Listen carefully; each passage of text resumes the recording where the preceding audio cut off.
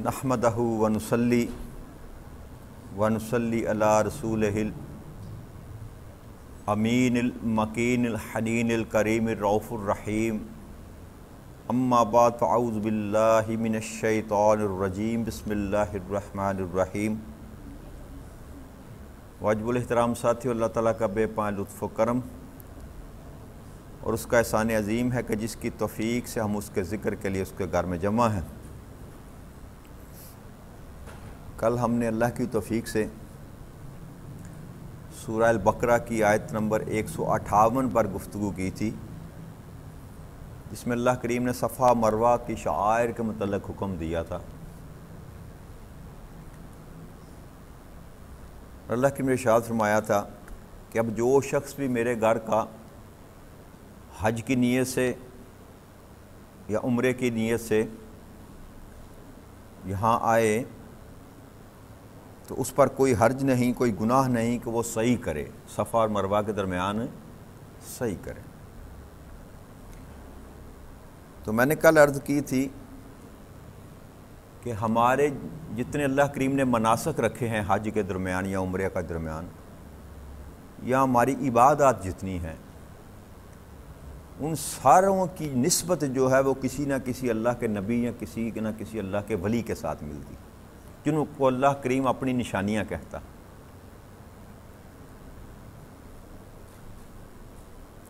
کل جو بات ہم نے کی تھی اس کو تھوڑا سا آگے بڑھاتے ہیں کہ یہ جو 5 نمازیں ہم پڑھتے ہیں نا، فجر،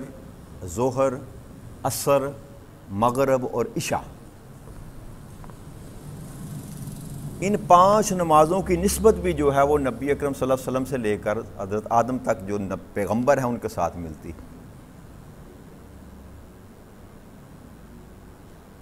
پہلی نماز جو فجر ہم پڑھتے ہیں وہ حضرت آدم علیہ السلام کی جب توبہ قبول کی گئی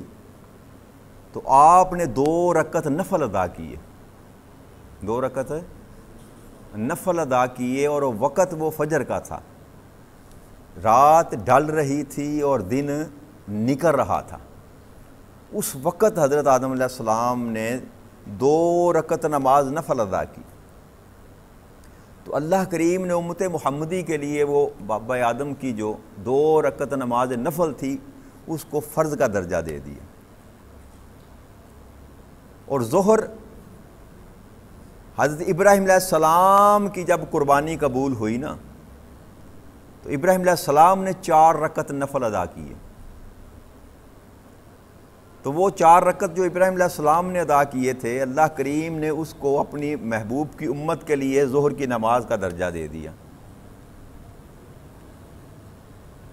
اور عصر حضرت یونس علیہ السلام کی یاد دلاتی کہ جب مچھلی کے پیٹ سے یونس علیہ السلام کو اللہ کریم نے نجات دی تو آپ نے 4 رکعت نفل ادا کی۔ اور اسی طرح جو مغرب ہے، یہ ایوب علیہ السلام جنہوں نے بڑا لمبا بیماری کا گزارا، ان کے جسم مبارک میں کیڑے تک پڑ گئے، تو جب اللہ کریم نے ان کو شفا دی تو آپ نے شکرانے کے لیے نماز جو پڑھنی شروع کی، 4 رکعت نفل کے لیے آپ کھڑے ہوئے،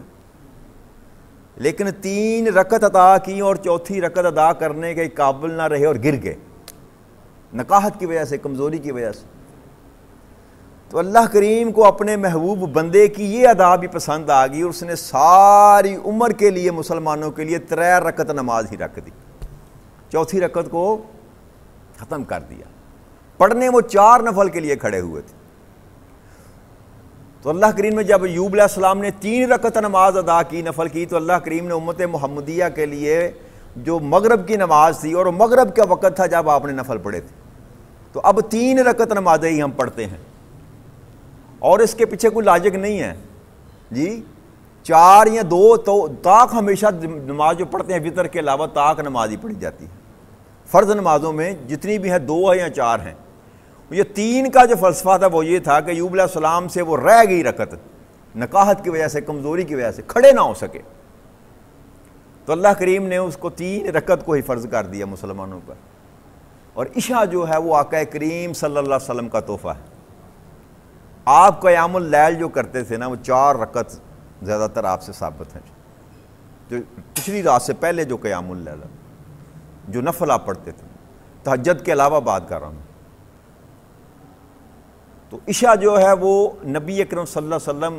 کی طرف سے تحفہ امت کو ملا. آپ 4 نفل پڑھتے تھے، وہی 4 فرض کر دیے.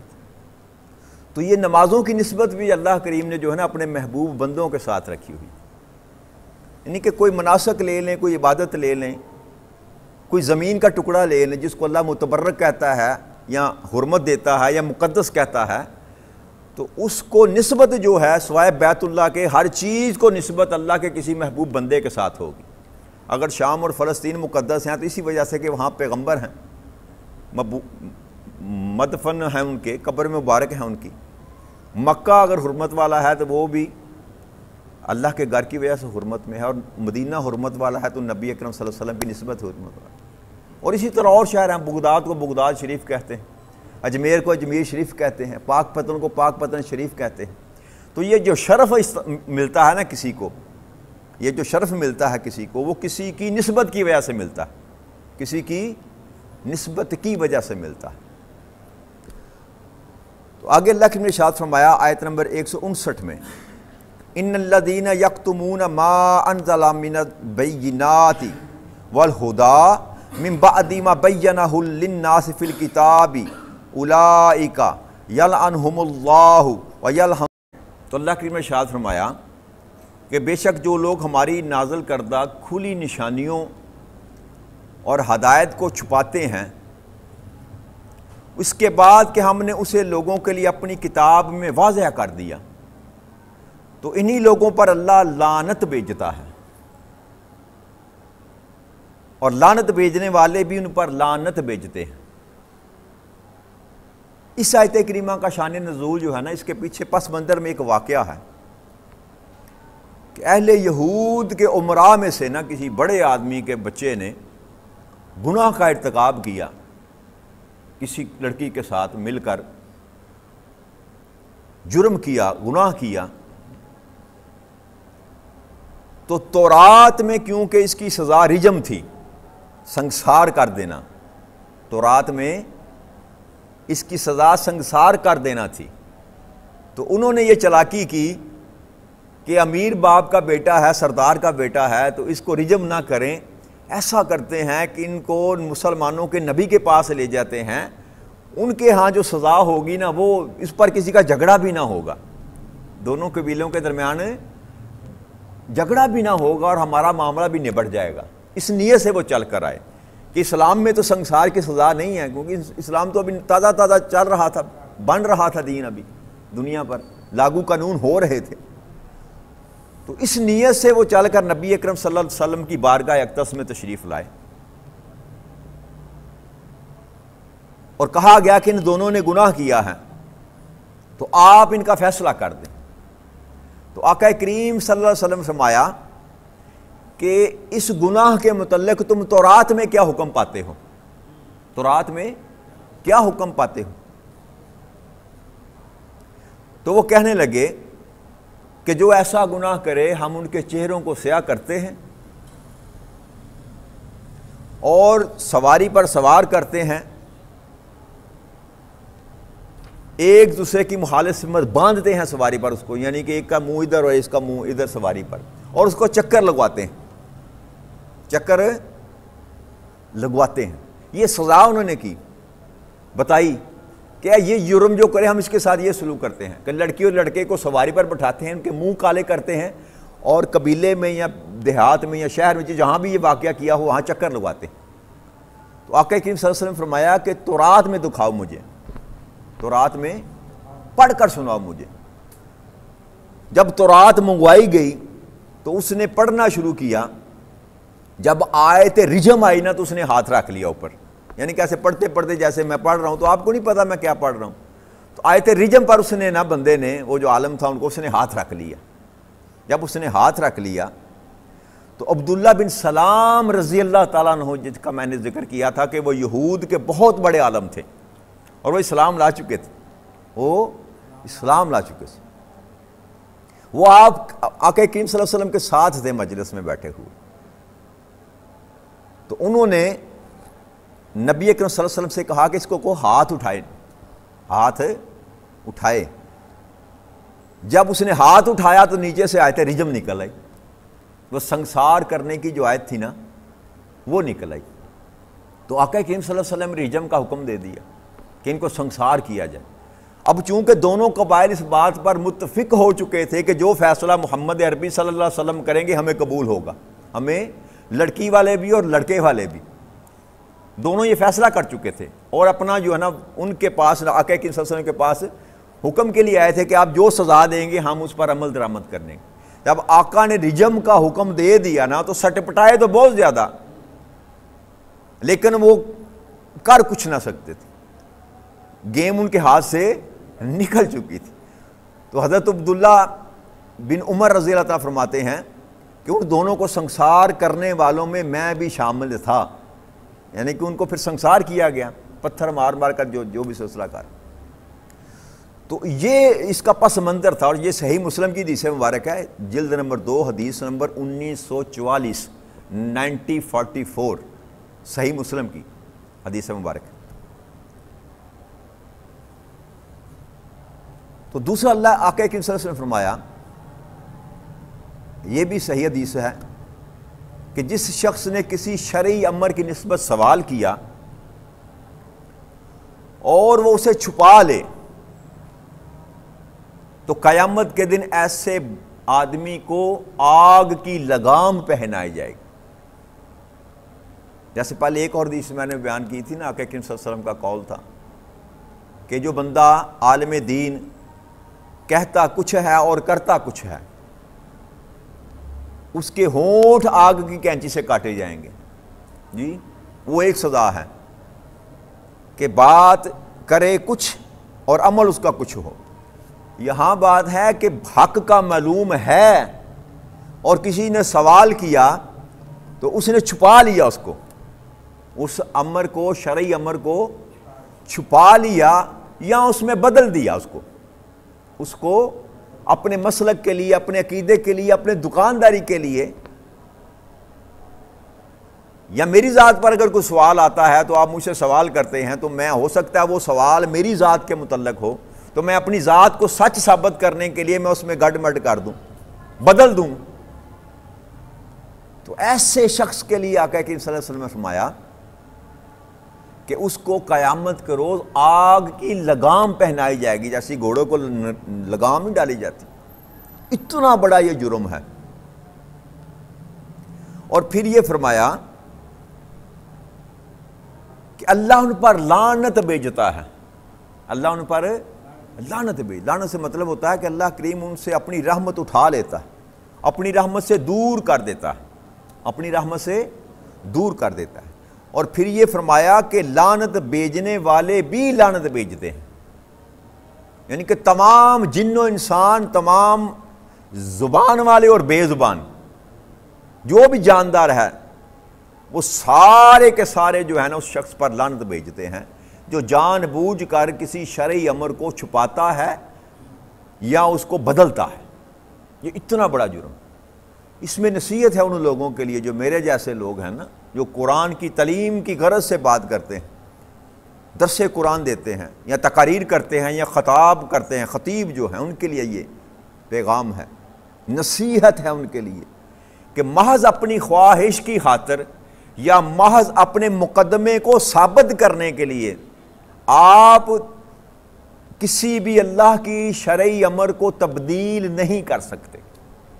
اگر کریں گے تو دنیا میں تو شاید آپ چند ٹکے حاصل کر سکیں, اس سے دنیا میں تو آپ کو سبحان اللہ واہ واہ ماشاء اللہ شاید مل جائے, لوگ خوش ہو جائیں آپ سے, لیکن قیامت کے دن جو آقا کریم صلی اللہ علیہ وسلم کی زبان اقدس سے بات نکل چکی ہے وہ کبھی پورے ہوئے بغیر نہیں رہے گی. وہ اپنے آپ کو جہنم کی اس سزا کے لیے تیار رکھے جو بندہ جان بوجھ کر قرآن میں شرعی عمل میں گڈ مڈ کرتا ہے, اپنے عقیدے کو ثابت کرنے کے لیے, اپنی بات کو سچا ثابت کرنے کے لیے قرآن کے حکموں میں تبدیلی کرتا ہے اور اس میں تبدیلی کرتا ہے, بڑھا کر پیش کرتا ہے یا کم کر کے پیش کرتا ہے. جو بھی حالت ہو, کوئی بھی شرعی امر ہے اس میں وہ اپنی طرف سے کچھ ڈالتا ہے یا نکالتا ہے یا چھپاتا ہے، تو ایسا شخص جہنم کے لیے اللہ کریم نے کہا، آقا نے فرمایا کہ جہنم میں اس کو آگ کی لگامیں ڈالی جائیں گی۔ استغفر اللہ العظیم۔ اور پھر لعنت ساری کائنات کے انسان ہو یا بہائم جانور، وہ سارے کے سارے اس شخص پر لعنت کرتے۔ اللہ تو کرتا ہی ہے نا جی، اللہ تو کرتا ہی ہے۔ آقا کریم صلی اللہ علیہ وسلم کی حدیث مبارک ہے، یہ حضرت براء بن عازب رضی اللہ تعالیٰ فرماتے ہیں کہ آقا کریم صلی اللہ علیہ وسلم ایک جنازے میں شریک تھے، تو آپ نے فرمایا کہ کافر کی قبر میں کافر کی پیشانی پر اس زور سے ہتھوڑا مارا جاتا ہے کہ سوائے جنوں انس کے باقی ساری کائنات کے جو جانور وغیرہ ہیں نا، وہ سارے سنتے ہیں، سارے سنتے ہیں اور سارے اس پر لعنت بھیجتے ہیں، سارے اس پر لعنت بھیجتے ہیں۔ اور حدیث میں یہ بھی ہے کہ ہر چیز جو ہے نا کائنات میں، جس کو اللہ کریم نے پیدا کر رکھا ہے، جو عالم حق ہے، عالم حق جو ہے اس کے لیے استغفار کرتی ہیں، یہاں تک کہ سمندر کی مچھلیاں بھی، سمندر کی یعنی کہ جو بھی جاندار اللہ نے پیدا کیا نا، وہ اس شخص کے لیے استغفار کرتی ہیں جو اللہ کا دین بیان کرتا ہے اور حق پر ہے۔ اور عالم جو ہے، علماء حق کے لیے اللہ کی ہر کائنات کی جو پیدا کی ہوئی مخلوق ہے وہ اس کے لیے استغفار کرتی، اور اسی طرح جو چھپاتا ہے اس پر ساری مخلوق لعنت کرتی ہیں، انسان بھی، جن بھی، فرشتے بھی، سارے کے سارے اس پر لعنت کرتی ہیں۔ جو اتنا برا سودا ہے یہ اتنا برا سودا ہے کہ محض دنیا کو راضی کرنے کے لیے یا چند ٹگوں کی خاطر بندہ جو ہے وہ حق کو چھپا لے، اور ظاہراً جو امر ہے، شرعی امر ہے، اس کو بیان کرنے سے بندہ اجتناب کرے یا گھبرا جائے۔ آگے اللہ کریم نے ارشاد فرمایا الا الذین تابوا واصلحوا بینوا فاولئک اتوب علیہم وانا التواب الرحیم، مگر جو لوگ توبہ کر لیں اور اپنی اصلاح کر لیں اور ظاہر کر دیں حق کو، تو میں انہیں معاف فرما دوں گا، اور میں بڑا ہی توبہ قبول کرنے والا اور مہربان۔ آگے اللہ کے ساتھ ہی متصل یہ فرما دیا کہ اگر کوئی ایسا گناہ کر بھی لے نا، ایسا گناہ کہ حق بات کو چھپا دیا، تو ان میں سے بھی اگر کوئی شخص توبہ کر لے، آئندہ نہ کرنے کا وعدہ کرے، اور ساتھ یہ ہے کہ وہ جو چھپایا تھا اس کو ظاہر کر دے کہ مجھ سے سہون جانتے بوجھتے یا نہ جانتے بوجھتے میں بات کرتے ہوئے یہ بات کر گیا، جی بات کرتے ہوئے یہ بات میں نے کی، اصل یہ ہے جو میں نے کی تھی وہ اصل نہیں ہے، اصل بات یہ ہے، اصل اللہ کا امر یہ ہے، اصل اللہ کا حکم یہ ہے، شریعت میں، کتاب میں، سنت میں یہ حکم یہ ہے، میں نے جو بات کی تھی وہ صحیح بات نہیں تھی۔ ساتھ یہ اقرار کرے، ایک تو توبہ کرے پہلے اللہ کی بارگاہ میں کہ آئندہ میں نہیں کروں گا، اللہ سے معافی مانگے، اور دوسرا پھر ان لوگوں کے سامنے اظہار کرے جن کے ساتھ بات کی تھی کہ میں نے غلط بات کی تھی، اصل بات یہ ہے۔ تو اللہ کہتا ہے پھر میں معاف کرنے والا ہوں، پھر میں اس کو معاف کر دوں گا، اور میں بڑا ہی توبہ قبول کرنے والا ہوں، بڑا ہی توبہ قبول کرنے والا ہوں، اور ساتھ فرمایا کہ میں مہربان بھی ہوں، میں مہربان بھی ہوں۔ اس آیت کریمہ میں اللہ کریم نے جو اپنی شان بتائی نا کہ تو جو بھی گناہ کر لے، تو حتیٰ کہ شرک سے بڑا کائنات میں کوئی گناہ نہیں ہے، یاد رکھیے گا، شرک سے بڑا کوئی گناہ نہیں ہے، لیکن اگر مشرک بھی تائب ہو جائے، مشرک بھی تائب ہو جائے اور کہے کہ مولا میں غلطی پر تھا، تیرے مقابلے پہ میں لوگوں کو کھڑا کرتا رہا، کسی کو شریک بناتا رہا تیرا، میں غلطی پر تھا، آج سے میں توبہ کرتا ہوں، آج کے بعد میں تیری وحدانیت کے سوا کسی اور کو اپنا معبود نہیں مانوں گا، تو واحد ہے،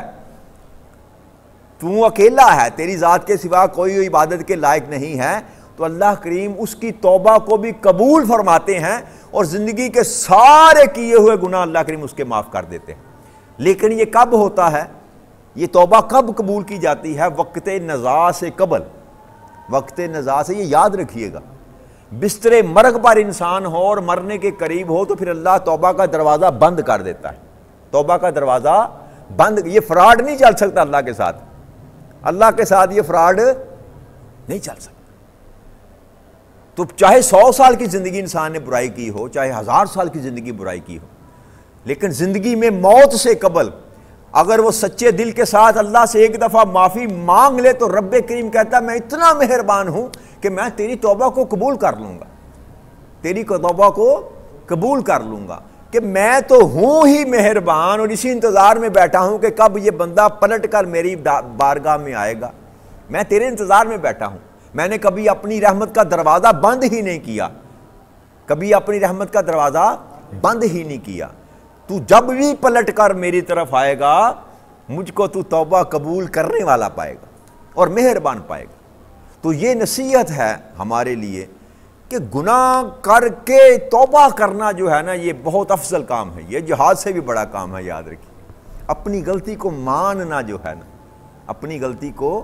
ماننا کہ میں نے غلط کیا تھا، میں نے غلط کیا تھا، یہ بہت بڑا عمل ہے، یاد رکھیے گا۔ انسان جو ہے نا زبان بند کر لیتا ہے، مرنا قبول کر لیتا ہے، عام بندہ غلطی ماننے کے لیے کوئی تیار نہیں ہوتا، اور خاص کر وہ بندہ جو اپنے آپ کو کسی مقام پر سمجھتا ہے، جو اپنے معاشرے میں کوئی سٹیٹس رکھتا ہے، کوئی مفتی ہو، کوئی عالم دین ہو، جی جس کو 100 200 500 بندہ سننے والا ہو، بیٹھنے والا ہو، معاشرے میں کوئی مقام رکھتا ہو، تو وہ جب اپنی بات کو نگلیکٹ کرے گا نا تو یہ بڑا مشکل کام ہے، یہ جہاد اکبر ہے، یاد رکھیے گا۔ یہ چھوٹا معاملہ نہیں ہوتا، بندہ اپنی بات سے کہے کہ میرے کو غلطی ہوگی، اپنی غلطی کو تسلیم کرنا یہ چھوٹا معاملہ نہیں ہے، لیکن اس کا بدل اللہ کریم کیا دیتا ہے؟ اللہ کریم کہتا ہے تو اپنی غلطی کو تسلیم کر، اپنی غلطی کو تسلیم کر، اور پھر یہ ہے کہ میں جسے معافی مانگ تو میں تجھ کو معاف کر دوں، تجھ کو معاف کر۔ اس کا دیکھنا اللہ کے قریب اجر کتنا ہے، اللہ کے قریب اجر اس کا کتنا ہے کہ اللہ جو کہتا ہے میں اسی وقت تیری توبہ قبول کر لوں گا اور پھر مہربانی بھی تجھ پر کروں گا، تجھ پر مہربانی بھی کروں گا، کہ جو تو نے گناہ کیا وہ دھو دیا میں نے۔ ایسے ہی ہے کہ جیسے کپڑے پر کوئی دبا لگا تو وہ دبا دھو دیا جائے، ویسے سیاہ صاف ستھرا کر دیا جائے۔ تو انسان پر وہ نشانی بھی اللہ کریم نہیں رہنے دیتا گناہ کی، وہ دبا ہٹا دیتا ہے۔ یہ توبہ کا جو ہے نا، توبہ کے پانی سے جب اللہ کریم کسی کو دھوتا ہے نا تو وہ کورے کپڑے کی طرح انسان ہو جاتا ہے۔ توبہ اتنا بڑا فعل ہے، یاد رکھیے۔ یہ روز روز کی معافیاں جو ہوتی ہیں یہ توبہ میں نہیں آتی، یاد رکھیے گا۔ معافی اور چیز ہے اور توبہ اور چیز ہے۔ معافی کسی غلطی پر مانگ لی، مجھے اللہ کریم مجھے معاف کر دے، معافی اور چیز ہے، یاد رکھیے گا، اور توبہ اور چیز ہے۔ توبہ میں اللہ کے ساتھ یہ عہد کیا جاتا ہے کہ آئندہ میں یہ نہیں کروں گا، ساتھ یہ وعدہ کیا جاتا ہے۔ صرف معافی مانگنا اور چیز ہے، لیکن توبہ اور چیز ہے کہ معافی کے ساتھ یہ عہد کرے کہ مولا کریم یہ مجھ سے ہو گیا تو مجھے معاف کر دے، اور میں تجھ سے وعدہ کرتا ہوں کہ آئندہ میں یہ نہیں کروں گا۔ اس کو توبہ کہتے ہیں۔ اپنے فعل سے بندہ باز آ جائے اور پھر زندگی بھر اس عہد کو نبھانے کی کوشش کرے۔ غلطی ہو جائے تو کوئی بات نہیں، اللہ پھر بھی معاف کرنے والا ہے، اللہ پھر بھی معاف کرنے والا ہے۔ اگر دانستہ نہیں، نہ چاہتے ہوئے نہیں، یہ نہیں کہ ایک مثال کے طور پر میں شراب اگر پیتا ہوں، شرابی ہوں، تو میں شراب چھوڑ دیتا ہوں اور میں اللہ سے کہتا ہوں اللہ کریم مجھے معافی دے دے، میں نے گناہ کیا، اور ساتھ یہ عہد کرتا ہوں توبہ کر دے کہ مولا کریم آئندہ میں کبھی بھی شراب کو ہاتھ نہیں لگاؤں گا، ساری زندگی میں شراب کے قریب نہیں جاؤں گا، میں نے اللہ کریم سے عہد کر لیا۔ اب اگر میں چاہتے ہوئے شراب کو پیوں گا تو میں نے اپنا عہد توڑا، اپنی توبہ توڑی، اور توبہ توڑنے کا گناہ الگ سے ہوگا مجھے۔ اللہ سے کیا ہوا عہد توڑنے کا گناہ، شراب پینے کا گناہ علیحدہ ہے، یاد رکھیے گا، اور اللہ سے کیا ہوا عہد توڑنے کا گناہ علیحدہ ہوگا۔ اب میں دوہرے گناہ کا مرتکب ہوا، ایک تو گناہ کیا، دوسرا اللہ سے کیا ہوا وعدہ توڑا۔ تو توبہ جو ہے نا یاد اس لیے دھوتی ہے انسان کو کہ توبہ انسان سے وعدہ لیتی ہے کہ آئندہ میں یہ کام نہیں کروں گا۔ معافی میں ایسی بات کوئی نہیں ہوتی، آپ نے گناہ کیا معافی مانگ لی، گناہ کیا معافی مانگ لی، وعدہ نہیں کیا کہ آئندہ میں یہ نہیں کروں گا۔ یہ فرق ہے معافی اور توبہ۔ تو اگر نہ چاہتے ہوئے ہو گیا کسی کہ انسان کی خواہش نہیں تھی لیکن وہ کر بیٹھا تو اللہ اس پر گرفت نہیں کرتے، اللہ پھر بھی اگر معافی مانگیں گے تو پھر بھی معاف کر دے گا، وہ عہد توڑنے کی گناہ آپ کے زمرے میں نہیں آئے گا۔ تو اس لیے توبہ کا درجہ زیادہ ہے، توبہ کا درجہ زیادہ ہے، اور اللہ کہتا ہے کہ میں توبہ کرنے والے کو پسند کرتا ہوں، توبہ کرنے والے کو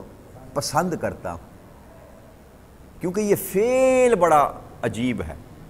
کہ اس میں اللہ کے سامنے بندہ حاضر ہوتا ہے اور حاضر ہونے کے بعد اپنے گناہوں کا اظہار کرتا ہے، اپنے گناہوں کا اظہار کرتا ہے کہ رب کریم میں یہ گناہ کر بیٹھا، میں یہ گناہ کرتا رہا، اب تو ہے، تیرے در پہ میں آ گیا، تو معاف کرنے والا ہے، مجھ کو معاف کر دے، میری توبہ کو قبول فرما لے رب کریم، میں تم سے وعدہ کرتا ہوں کہ آئندہ میں یہ گناہ نہیں کروں، مجھ سے سرزد ہو گیا۔ تو اس ندامت اور اظہار میں جو اللہ کریم نے اجر رکھا ہے نا، وہ کسی اور کام میں نہیں، کسی اور، یہ اظہار ندامت جو ہے نا یہ اللہ کریم کو پسند ہے کہ بندہ گناہ کرے اور نادم ہو، گناہ کرے اور نادم ہو، اسی لیے اللہ کہتا ہے کہ میں توبہ کرنے والے کو پسند کرتا ہوں۔ تو اس کا مطلب یہ نہیں ہے کہ میں گناہ کرنے چاہیے، مثلا اس کا الٹ مطلب نہ لے لیں کہ گناہ کر کے کیونکہ اللہ کو توبہ کرنے والے پسند ہیں تو پہلے گناہ کر لیں تو پھر اللہ سے توبہ کر لیں، یہ مطلب نہیں اس کا۔ جو گناہ کر بیٹھا وہ اللہ سے معافی مانگ لے، اللہ کے آگے تو ہاتھ جوڑ کر توبہ کر لے، اللہ کہتا ہے میں فوراً تیری توبہ کو قبول کر لوں گا، تیری توبہ کو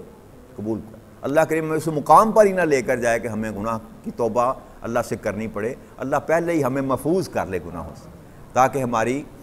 یہ توبہ کا معاملہ جو ہے نا یہ بھی تھوڑا مشکل ہے، تھوڑا یہ توفیق بھی اللہ کریم کسی کسی کو عطا کرتا ہے۔ دیکھ معاشرے میں دیکھ لیں آپ، جو لوگ سارے کاروبار کر رہے ہیں، برے دھندے کر رہے ہیں، شراب پی رہے ہیں، زنا کر رہے ہیں، جوا کھیل رہے ہیں، سود کھا رہے ہیں،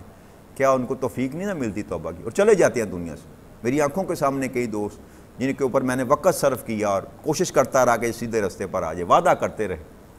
کل آ جائیں گے، پرسوں آ جائیں گے، بس 2 دن دے دیں، بس 3 دن دے گے۔ 2 تو ایسے دوست ہیں میرے جو بغیر توبہ کیے دنیا سے چلے گئے، استغفر اللہ، گناہوں کی زندگی میں دنیا سے چلے گئے۔ تو اللہ کریم ہمیں محفوظ رکھے، ہمارا خاتمہ اللہ کریم ایمان پر کرے، زندگی میں جتنی بھی غلطیاں ہیں وہ تو اللہ کریم معاف کرنے والا ہے، بس یہ دعا، اس دعا کے ساتھ کہ رب کریم ہمارا خاتمہ جب بھی کرنا ایمان پر کرنا۔ وما علینا الا البلاغ المبین۔ السلام علیکم ورحمۃ اللہ وبرکاتہ۔